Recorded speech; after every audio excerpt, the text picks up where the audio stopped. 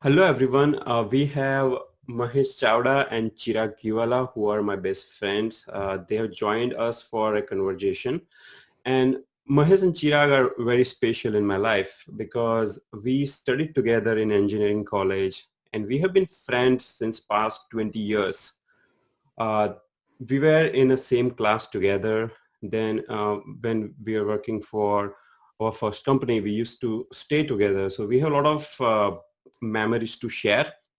Now, Mahesh and Chirag's story is very inspirational because Mahesh has just one hand and he was born with this physical disability where one of the limbs was not developed. So even with one hand, he made a lot of success in his life. He's working as a software engineer in Amazon. He works for Audible, which is an Amazon company.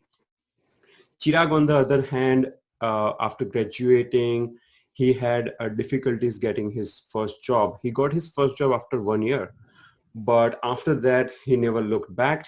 And right now, he is a director of AI and chatbot division in Cox Communication, which is one of the biggest telecommunication company in South America. He's based in Atlanta, Georgia. Mahesh is based in Robbinsville, which is in New Jersey, half an hour from my place. So Mahesh and Chirag, welcome and thanks for sparing your time for conversation. Thank you. Thanks for Thanks. inviting us.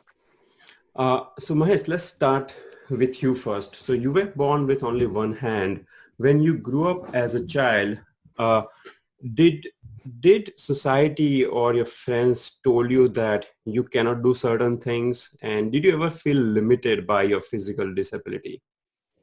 Um, Actually, no. I most of the time I never felt limited because of my physical disability. And just for viewers' sake, I just wanted to show that my left hand, I was born like this.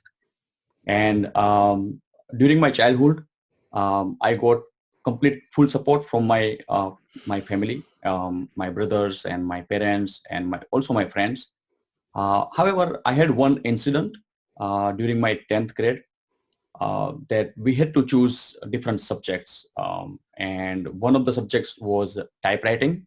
Now you wouldn't see typewriters anywhere else.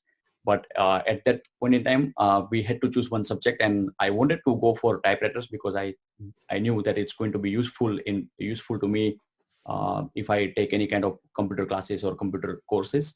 So I just wanted to take that up. But one of my friend, I don't know whether he was quite novice, and he told me that, oh, you won't be able to get good marks in typewriting because of your physical disability. So I just took that as a challenge, and I took that subject. And actually, I got much more better marks than him. I got at least I got 90 marks out of 100 in Okay. typewriting. And so I took that challenge. Similarly, whenever I got this kind of challenges, I always have taken up and perform better. So I never allowed my disability to come in my way to achieve any success. Right. So that's a great story that you shared, Mahesh. You were such a strong-minded person from very beginning, but there are many people who get influenced by what people say.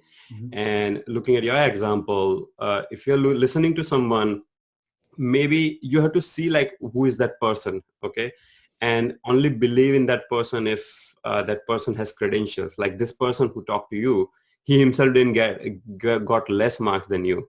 Correct. So never get influenced by society.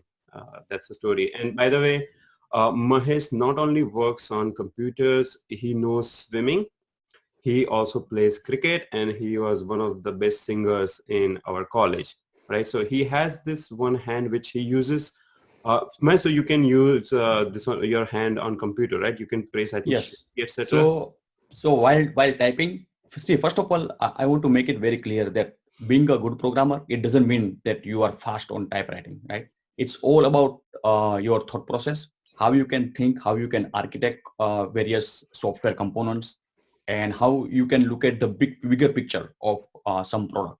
So it has nothing to do with like how quickly you are typing, because if you look at the when you go up in the organizational hierarchy, you wouldn't usually do any kind of programming or something like that. mostly you will have some conceptual designs and something, all those things, architectural design, conceptual design, data modeling, integration, and all those stuff. So it has nothing to do with how fast you can type. However, I am pretty good fast in typing as well. I use my left hand as well in order to press shift keys, and whatever keys are coming onto the left hand side of the keyboard, I use my left hand in order to do my job quicker. Yeah. All right, those are some great tips. Moving on, now Chirag, I still remember those days of struggle after Yep. graduating. We all had a job, and you struggled for almost 1 year, and you Right. got first opportunity after 1 year. Everyone in the class had jobs. It would have been very depressing, correct? At time it was, but I had same as what Mahesh told that I took that as a challenge. Always remain positive and always see a positive side of my experience going through various interviews and not getting selected. So I used to like apply for almost all the jobs during that day. And sometimes what happened was some of my friends will come with me and they will get the job, but I'll not get it, even though they don't know that there is an interview going on. And then I used to tell everyone that there is an interview, let's go together and all that stuff. So during those days it was depressing. After you go through that process and you are not selected, definitely you will feel depressed. But again, the positive thinking, and I didn't had a long goal that I wanted to be a director or I wanted to be do certain things. My goal was to get a job, and I had certain skill sets. I was not good in programming. I admit that, but I had a very good problem solving skill set. So if a problem is given to me, I was very confident that I will be able to solve that problem, be it a testing problem or a coding problem. So that way, during my interview, I learned that what the interviewer is looking, and then eventually I build that kind of capability so that I get selected during my interview process. I see. And after that, you never looked back. I mean, I consider you as one of the uh, best street smart person, Chirag. You have some amazing, exceptional soft skills. So Mhm. do you want to tell our viewers who are mainly programmers, they are either college students or they're working for some firm. So do you want to give them some career tips which they Sure. can use to grow in their current job or to get their first job? Sure. So first, from a technical standpoint, see, you have to consider each and every problem as this is your last problem to solve, and you have to deliver the best out of that problem. Be it anything, if you are doing a testing, if you are writing a test case, if you are writing a small program, consider that as your goal and try to deliver the best out of it. Don't try to look too much ahead. Try to break your vision or goals into smaller components and try to deliver the best. Take one at a time. Also, while you are delivering it or while you are having your bench time on your during your career, or if you are into your work and if you have some time, think ahead. Try to see what is an opportunity into your day-to-day life. If you are writing a program and if you are doing a, I'm just giving some example, if you are writing a program and if you are doing some repetitive task, try to see how can you make it automated or how can you improve on it. So always there is lots and lots of opportunities. You always have to keep your eyes open and always think positive and think ahead. That's from a technical standpoint. From an soft skills, you have to keep in IT or any industry, you always have to listen carefully. Whatever the other person is saying, your team member, your manager, whoever, your client, whatever they are saying, you have to listen carefully so that you can understand what they are trying to say and you can deliver, or at least you can tell them what they are expecting out of you. You have to focus on your strength. Everybody has weakness. Nobody in the world is perfect. You have to focus on your strength and you have to work on your weaknesses to overcome those weaknesses and move towards your strength. um, y- in IT world, to be very specific, you have to be very good storyteller. When I say storyteller, everybody, there are a lot of good programmers, but not everybody is able to rise up. Why? Because they work but they cannot tell what they are doing. How can you build a story? Your presentation skills needs to be exceptional. When I say presentation, that does not mean that you are doing PPTs and all that stuff. Yes, there is a component of PPTs, but how you are creating a presentation, or how you are presenting yourself and telling the story that what you have achieved in IT or any other industry, what you are doing is definitely very important, but how you are presenting them is very much more important. So these are some of the areas which I think is very important soft skills. And one of the things I learned from Chirag, you, is that you have to always look for good opportunities and be on the move. I have seen people who get stuck with the same team and same company for years and years. Right. Even though they don't like the work, they are not fit for that team or for that company. People don't move, right? Right. Because that's just the human nature. But Exactly. I've You seen that you have always been quite dynamic. You kind of move the teams. You were at some point of time in performance testing. Now you're leading AI and chatbot division. Like, right. when you were given this huge responsibility, did you ever think that, okay, I do not have big, like a good background in this area. How am I going to succeed? I mean, did you have that kind of doubts? Not exactly. I did not, and the reason for that is I read somewhere that be comfortable to be uncomfortable. So Mhm. if you are not if you build yourself to be more uncomfortable, then you will be always comfortable basically. So as Dhaval you mentioned, I started my career in testing, which was a manual testing. Then I took an opportunity of performance testing. That's where some coding came in, and then onwards, that's what I said, that keep your eyes open, listen carefully, and try to understand where are the opportunities. Specifically in this AI and bot, actually I have started working as into that area. I started exploring opportunities or problems within my company to see what can we do. Took a small problem at a time, and then eventually start thinking it very differently from a traditional so problem solving standpoint. And that's where, as I mentioned, that how you are presenting yourself. So the presentation of that problem solving did reach out to the higher ups, and then they felt that yes, uh, it's not about technology, it's about how you have given a task and how you are able to solve it. So didn't had a doubt in terms of how will I achieve it. But definitely I started working on it. So basically you have to start working on that level, or if you want certain type of a job, if you want change in your career, you have to start acting into that area, or start delivering into that area. Then only you will be more comfortable rather than having doubts in your mind. Nice. And those were some of the good tips. Let's move on to the viewer's question. The first question is from Swapnil Fulse.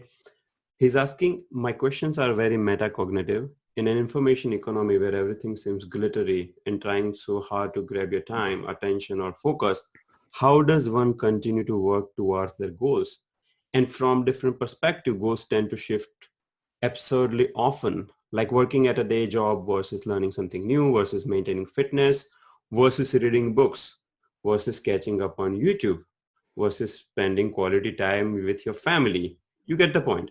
Not to victimize myself, but I do feel inundated quite often. How do you handle time, emotions, and responsibilities together? This is an excellent question, Swapnil. Yep. And you are not talking about juggling between different tasks at your job, but with your family, reading books, your spiritual dimension.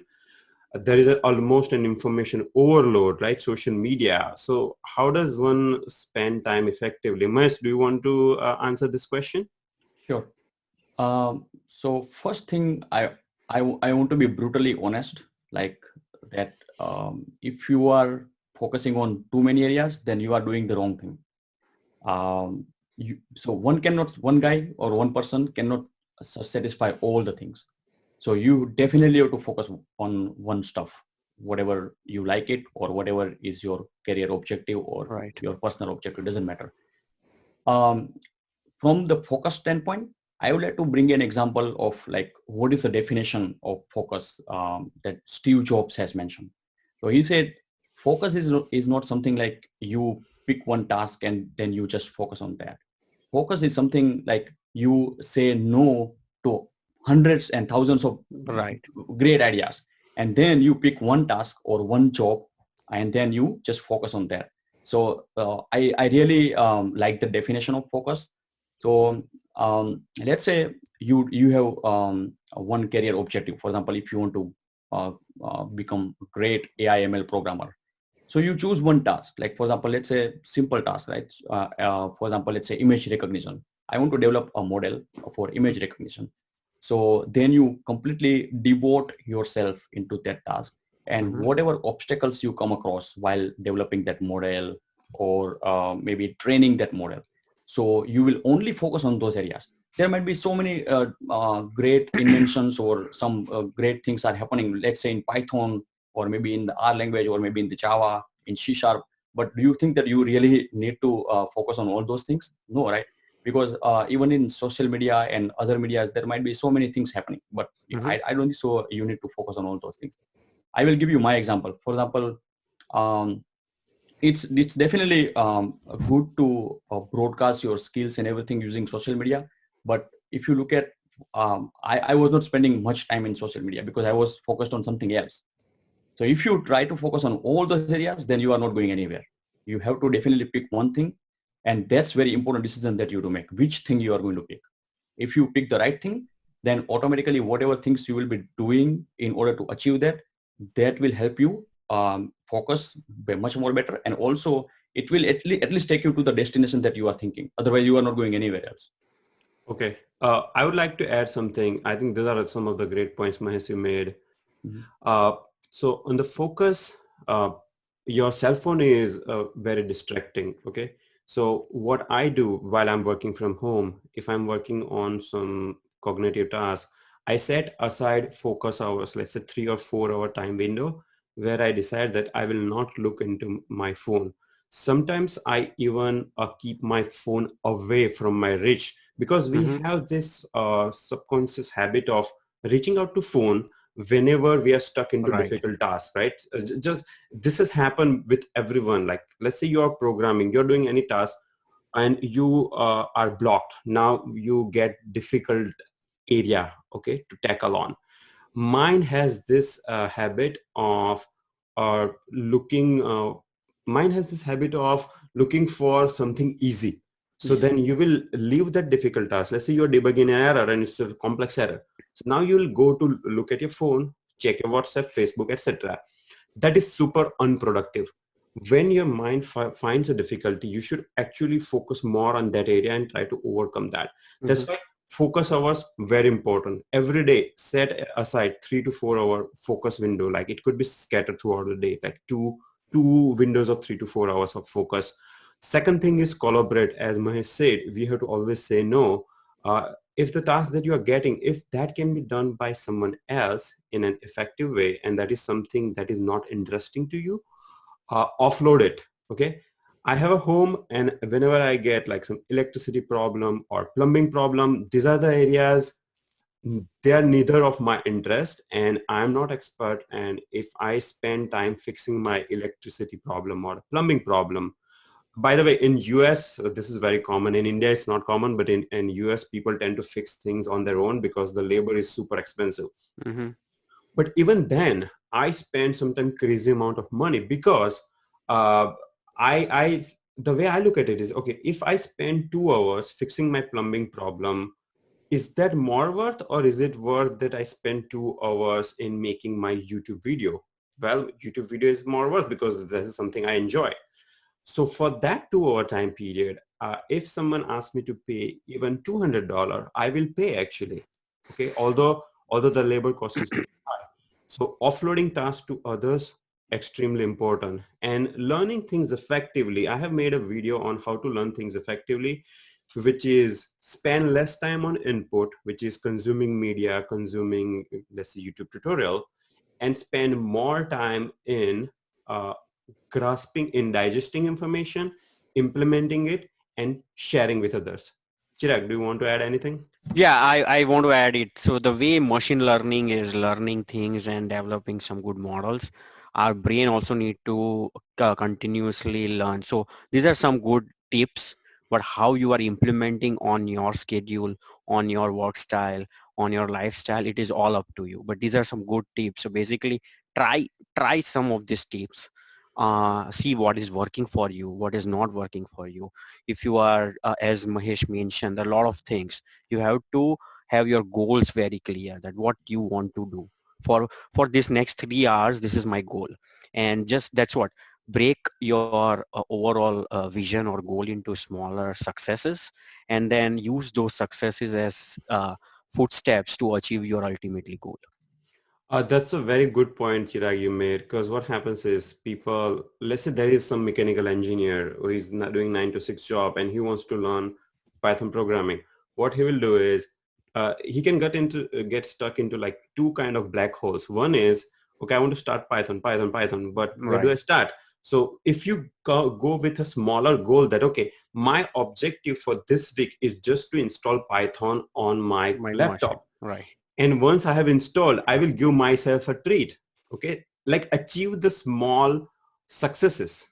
Don't look Right. forward that, okay, if I build crazy machine image processing model in Python, that's when I have achieved success. Achieve. For Right. me, it's like 1 week Python installation, do a party. Next week, your goal should be, okay, write a simple for loop or if condition. Again, reward yourself. So if you uh, start with very small goals and at a time just focus on that goal. That Okay, goal. like Right. for that time period, my only goal is Python installation. If I install Python on my computer and if I die after that, I would be still happy. I have Happy. achieved Right. goal of my life. Right. If you build that kind of mindset, then it will keep you motivated, because motivation is very important. People start something, they go half the way, they leave, they start something else, and that is the biggest productivity killer. So pick one thing, stay on it for a long time.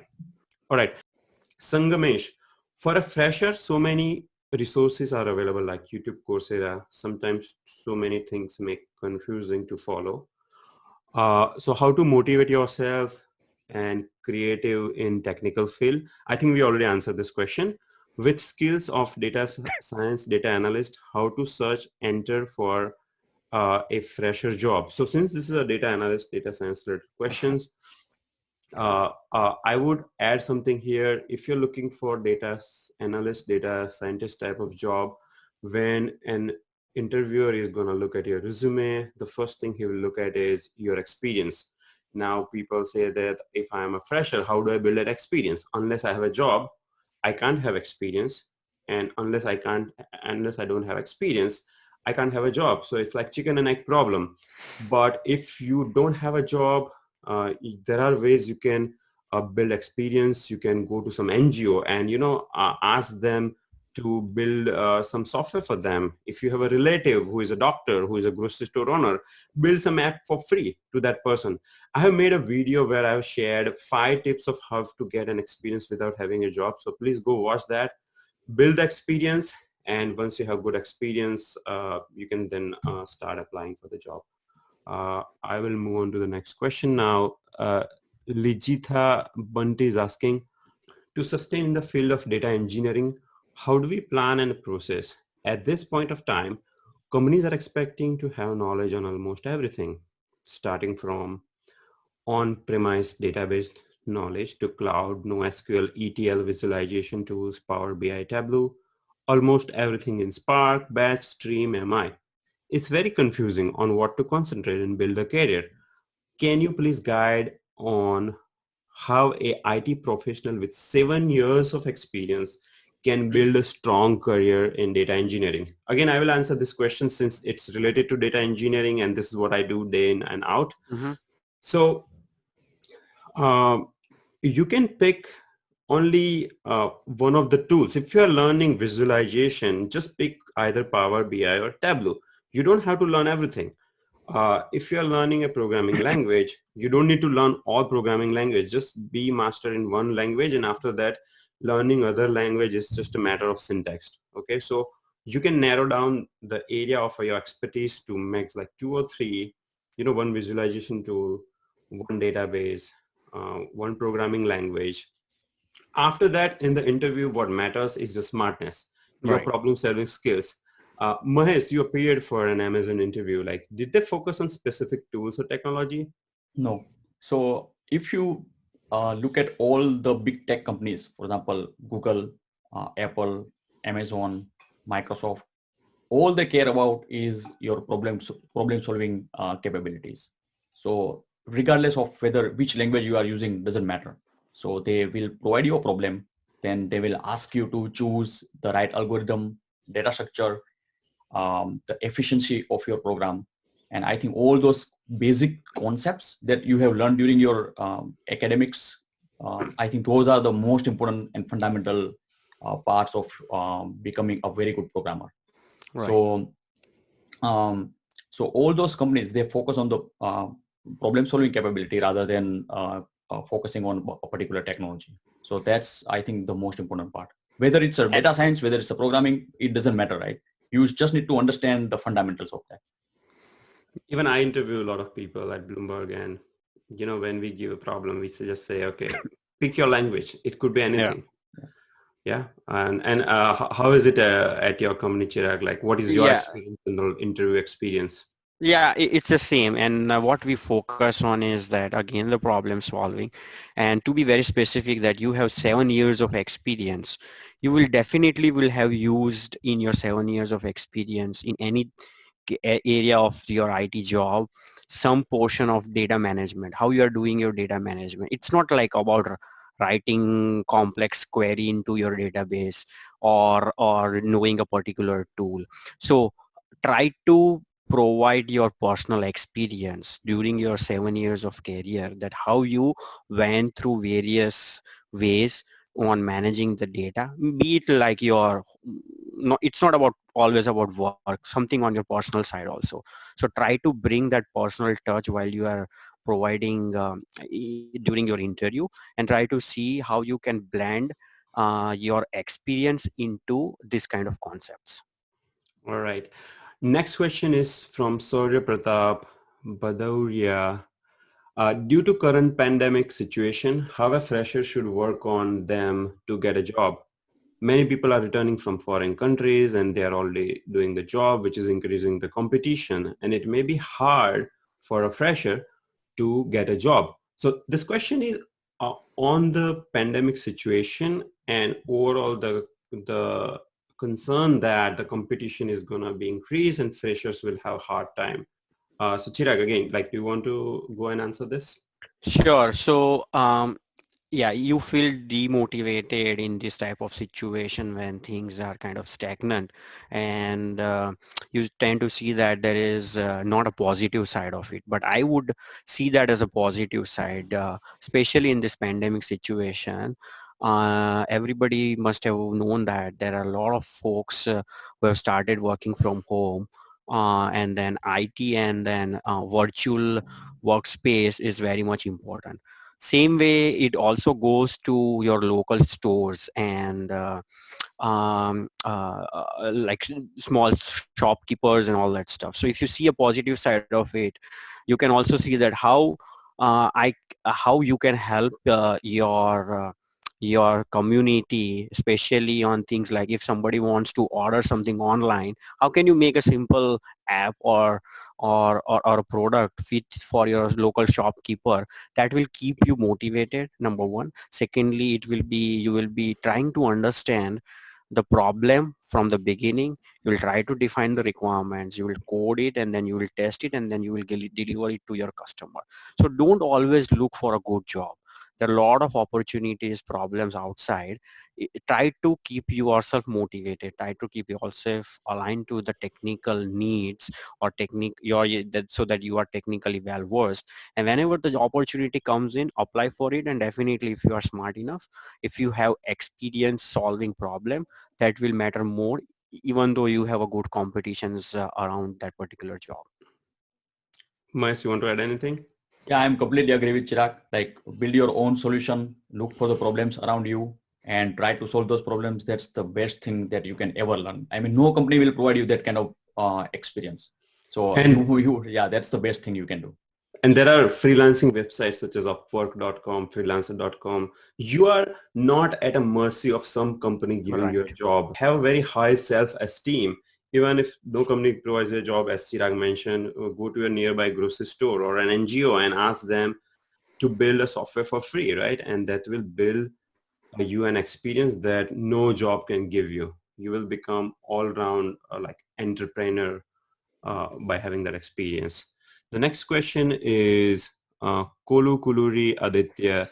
If every company asks for 2 years of experience, what should freshers do? What is the process freshers should follow? So let me add some point here. Uh, Look, initially, if you're a fresher, yes, it's difficult to find a job because every company is looking for experience. But think about this. Let's say the employer receives your resume and your resume has something like, I have contributed to Panda's open source, or I have won this Kaggle competition or Google Code challenge. That's gonna make a huge uh, like difference in terms of, like your resume having an effect. So people say, I cannot contribute to open source because I'm not an expert. You don't have to be an expert. You can contribute to documentation, right? We live in a very different world where it's not always about taking. It's more about giving back. And when you give back, things come back to you in the way you would not have probably expected. uh, if you are an open source contributor, your chances of getting hired are going to only increase. You will build connections with some of the smart programmers in the world. Your skills will improve. So there's so many open source projects. Like go to GitHub. They have issues tab where there are some issues which are silly issues. Okay, like one liner, you can fix a bug, create a pull request, and then add that to your resume. That will make a huge difference. Then participate in coding challenges, etc. That's also gonna make the big difference. And the third point, which we repeatedly mentioned, which is you are not at a mercy of some company giving you a job. We Job. live in a free capitalist market. We live in the world of internet where on Upwork or Freelancer, you can connect with some business remotely located on the other part of the earth. You can serve their business needs with your skills. Do you guys want to add anything here? I want to add one more thing. I think those were the days where there were like, okay, freshers, it was tough and people were looking for experience and all. To be very specific, if this type of skill sets are there and if I am hiring, I would rather prefer a fresher than an experienced person. And the reason is the fresher has a bunch of energy. They wanted to deliver themselves and they wanted to prove that they are best in the compared to the other freshers. So whenever like and it depends on our situation and what we are looking for. But if I'm looking for a programmer, I would rather go to with a fresher rather than an experienced person, because the fresher definitely brings something new onto the table rather than a traditional thought process. All right. Next question is from, yeah, Mahesh, you want to add? Yeah, one little thing. So if you are a fresher, right? So now, like gone are the days where you had to, like, if you are building your own solution, then you had to bring your own servers and everything. Yeah. You can utilize or leverage the existing cloud computing frame infrastructure provided by Amazon, that is AWS, that is Amazon Web Services. Microsoft has Azure, and Google has GPC. So if you since I haven't used Microsoft and GPC, I can talk more about the AWS. You can sign up for free over there, and they have a free tier quota. So until you are within the threshold of a free tier, you are not going to be charged, and you just sign up for free. You create some resources like virtual host and VPC and some like for other services like SQS, and then you build your solution right over there. I mean, you are not paying anything, and you are learning so like wealth of stuff over there. So I think that's something I wanted to suggest. All right. Atul Verma's question on English communication, and I'm pretty sure Chirag and Mahesh, you both have some Yep. points to add. The Sure. question is, I have a big problem of English speaking. I can write good English, but can't speak it fluently. How do I get it? Chirag, you want So to start? yeah, I'll start with that. And as you can imagine, we all three of us are from Gujarat, and definitely our English is not as good as other Yeah, states, as well as all three of us studied into a Gujarati Gujarati standard medium. Yeah, Yes. medium. yeah. And then when we join our college, we definitely face the same problem. Um, what I'll say is, and then as you mentioned, you can write a very good English. That means you have an English knowledge. It's just about how you are speaking. First and foremost thing is listen carefully. Listen how people are talking around you. If you are working in an IT company, how your manager is speaking, how your other IT professionals. For example, if you are watching Google I/O or Apple events, how the folks who are on the stage is speaking. If you have noticed it, they're speaking very slowly. When I say slowly, not too fast. And what that speaking slowly helps you to say what you are saying in a very clear and concise way, as well as it will also help you think your next sentence.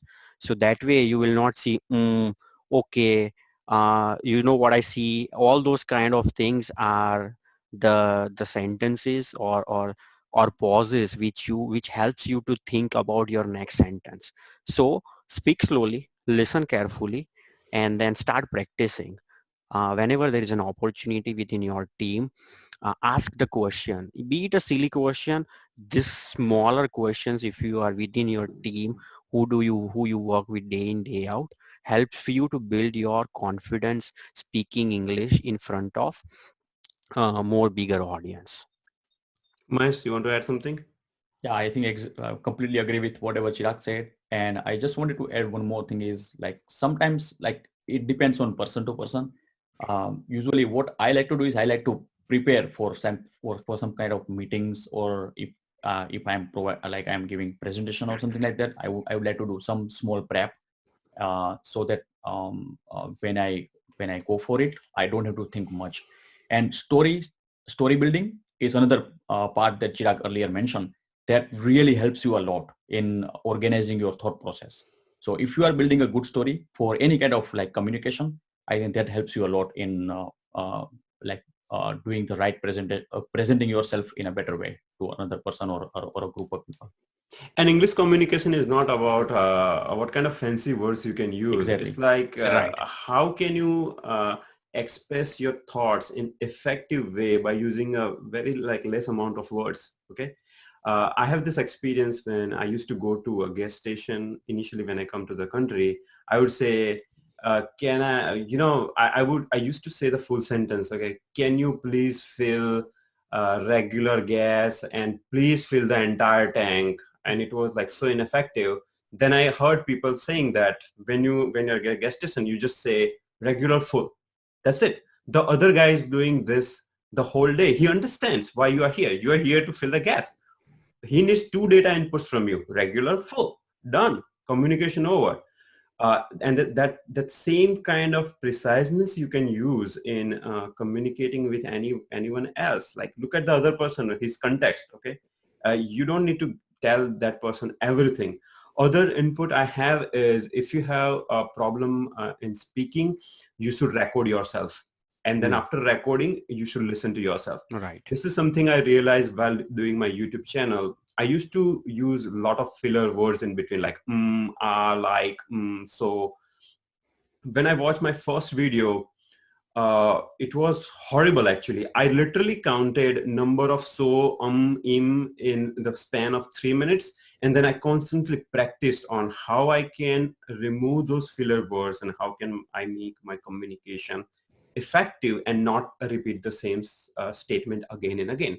So that's one thing. Another thing you can do is you can speak in front of your friend and give ask a friend to give an honest critic on your communication. Right. Third thing is in your team, if there is an opportunity for presenting something, you should grab the opportunity. You should almost go to your boss and say, okay, I have this cool idea. Can I do presentation? And when you're presenting in front of like 10 people, you are of course using English, and might not be good in your first round, but see, that's an opportunity for you. Like, don't feel that I'm not good, or don't be ashamed yourself. Everyone starts at some place at ground zero. Right. Uh, Yes, I remember when we were in Ahmedabad staying together, you used to read a lot of English books, and you used to collect a lot of vocabulary. So vocabulary building is very important. For the same idea, you can express using 5 or 10 different words. So you can build your vocabulary if you read many English books. So try to read books, uh, uh, possibly read a motivational book. Don't waste your time in novels. That's my personal take. Watch movies, of course, and when you're watching English movies, reading English newspaper. These are all some of the ideas on improving your speaking uh, skills. All right. Tirumala ji is asking how to grow our career in IT industry on our own, like learning new technology, developing it, and how to take it further to achieve success. Now, we have already covered this, and Chirag had a lot of good points on it. But Chirag, do you want to say something on relationship building? I have seen people All right. uh, who join some company as a, like, say, programmer, and I was one of them. I only focused on coding. I was just a geek. I never focused on building relationships. So do you want to add something here?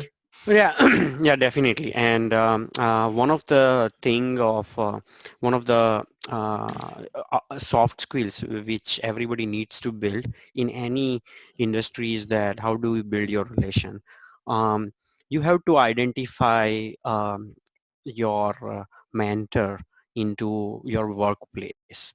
Try to go to the mentor and try to understand how the mentor achieved certain things in the and try to build that relationship. Now, not everybody is open, so you will definitely sometimes see certain challenges, but you have to always keep looking for a mentor, be it within your team, outside your team, and try to build that relationship. And then we are not asking, I don't think we are saying about personal relation. It's about professional in terms of you are a fresher, you need certain tips on doing certain things into your career, or discuss what are the smart goals, and then the person on the other side, if the person has multiple years of experience, the person will definitely guide you to help achieve certain things into your professional career. And then that's the thing, you have to seek a mentor into a look for that, and then eventually start working with the mentor to build your professional career. So don't be stagnant into your place. I do go out for lunches. When I say go to the cafeteria, try to sit with people, try to be some of the folks are introspect. They are not they tend to be at their self. They don't talk to too many people, but that's where you are losing a good amount of information which most of the time are shared on a lunch table, on a coffee break. So I think that's a good way to build the relationship. Mahesh, do you want to add anything here? One thing has really helped me a lot is actually helping others. So, Hmm. like in like within your team, right? So, let's say, for example, if you are working on multiple tasks and some of your team members are blocked, see where they are blocked and try to unblock them by providing your help, providing your input, some guidance. Even though it might be silly input, doesn't matter, right? But as soon as they are getting unblocked, I think you will start building, you will start earning a trust within your team, and Hmm. that will really take you to a long way. Right. Another way is try to attend conferences. Sometimes companies offer conferences sponsorship, but even if, let's say, company doesn't offer it, if you have to spend your own money, spend it. If you have to spend, let's say, 10,000 rupees, okay, on going to a conference, people will think, oh, 10,000 is a lot. Actually, it's not a lot. It's very cheap. You should look at it as an investment. You will go to conference, meet 100 people.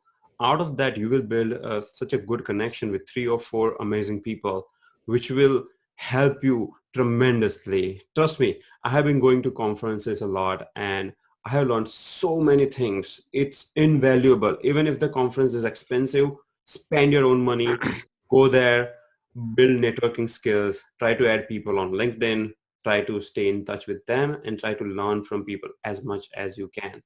Another way of building connection is, of course, which I mentioned, is through open source. Start contributing to open source. See, these are some of the non-conventional ways which majority of people don't focus on, but these are the ways which will take you a long way. All right. Next question is from Positive Vibes. I'm already getting positive vibes from your name, buddy. Uh, can you tell us effective way to learn data science? There are many resources for learning and it creates confusion. Like when I learn something, it seems that easy. I know about it. While I implement it, it looks like I know nothing. My question is, how much input is necessary for effective output? So this is something I talked about in one of my videos. Looks like you have watched that video. The input, uh, you should take minimum amount of input. Let's say you are learning about a support vector machine. Okay, watch one video and then after the stop, sit in a quiet room, try to process that information and come up with your list of your questions. And then watch another video to get answer on those questions. Okay. Uh, Another thing, again, the same video I mentioned is try to implement it, try to share with people as Mahesh mentioned, try to help people as much as possible.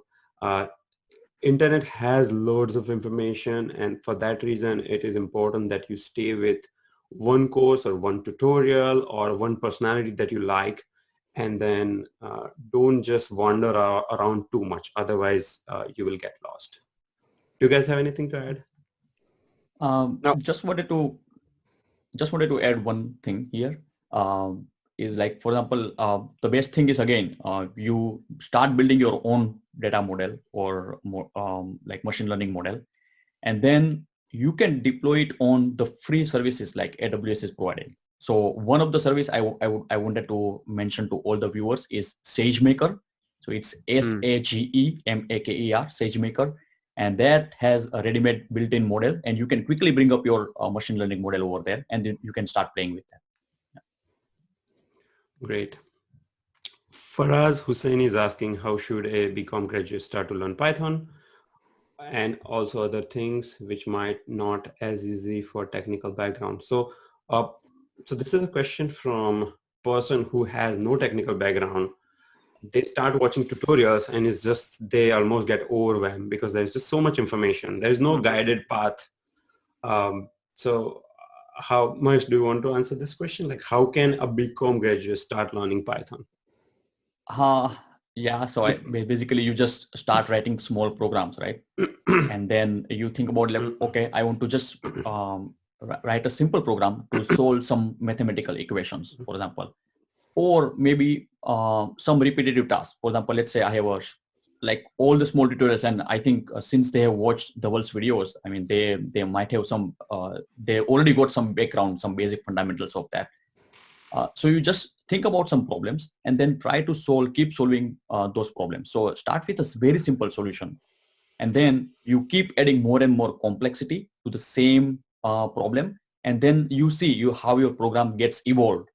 So that's how recently you will see like why object-oriented programming came into picture, right? Earlier we had a procedural languages like C, and then we moved on to C++. So why we did that?